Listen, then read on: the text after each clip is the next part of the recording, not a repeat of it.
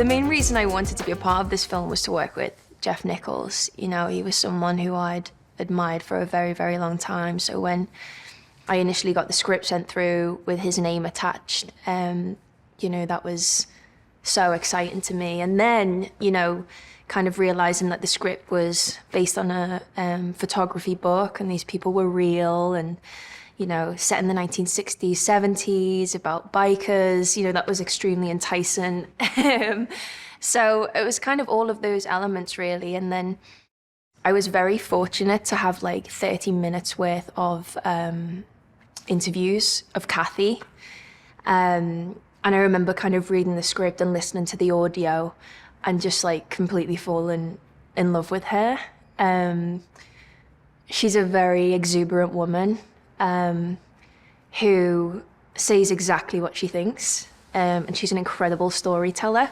And I don't think she quite realizes how good of a storyteller she is. So, you know, when she narrates the film, she's kind of, you know, a lot of the story is told from her perspective, which I thought was really interesting. The photos are so beautiful, you know, you can't help but when you read that book, like want to be a part of it. And I think what's so incredible about Danny is, you know, the kind of environments in which he's captured these people in. Like with Kathy, I only had like three or two photographs of her, but there was so much that I could draw from those pictures and how, you know, you can see he's been observing and they're not aware that he's taking the pictures. And, you know, as an actor, an actress, when you're coming to do this and you're kind of trying to find every kind of little piece of information, there was actually so much that you were able to draw from the photographs. At the start of the film, we meet her and, you know, it's kind of split between present moment and past and voiceover, and she's speaking about the first time that she meets them. And when she meets them for the first time, like, she's disgusted by them and she's terrified of them, you know? She's like speaking about them having their belly buttons out and, like, you know, it's like a very kind of foreign environment for her. But then there's also the kind of excitement and the thrill of the unknown. And I think with Benny, there was kind of instant connection. And then over time, it's like that novelty and that thing that initially, you know, I guess she was able to look past actually became much more dangerous and kind of damaging. And I think, you know, Kathy's had a previous marriage, she has 3 children. I think she really desires a life with Benny, and he doesn't have the kind of, he has an inability to give her that. And it's interesting because I think, you know, Kathy and Johnny are both really seeking something out in Benny that he's unable to give them. He's like the nicest guy ever. And it's kind of funny because a lot of our stuff so far has been just kind of like looks to each other. Like we've had so little dialogue.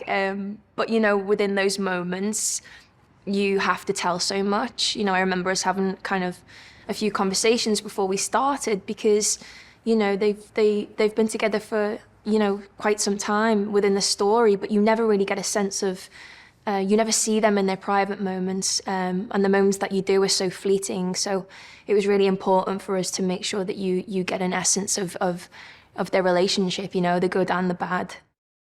I remember my first day, I had no dialogue and we were all kind of sat around a campfire.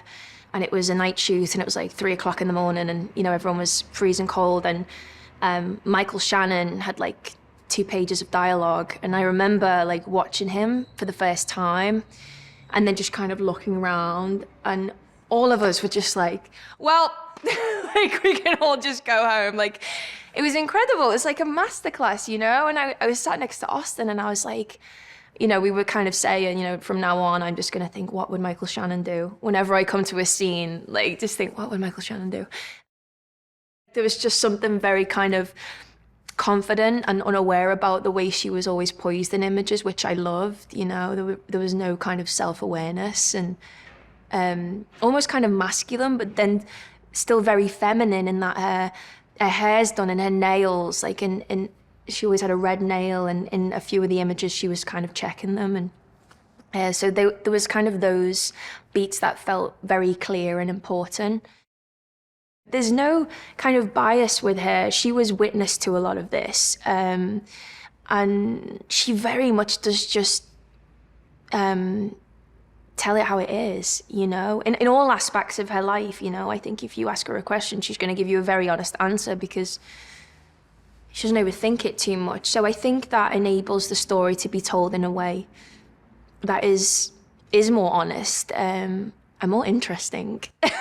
I think if the guys were telling the story, it would be, you know, it would be very, very different, and there'd be a lot that would be cut out and maybe made to sound a little bit cooler, or, you know, the difficulties would be erased and it would be glorified, whereas she was always she was a part of it, but she was always on the peripheral, and I think she called things for what they were, you know, and I think she makes for a more reliable narrator because of that.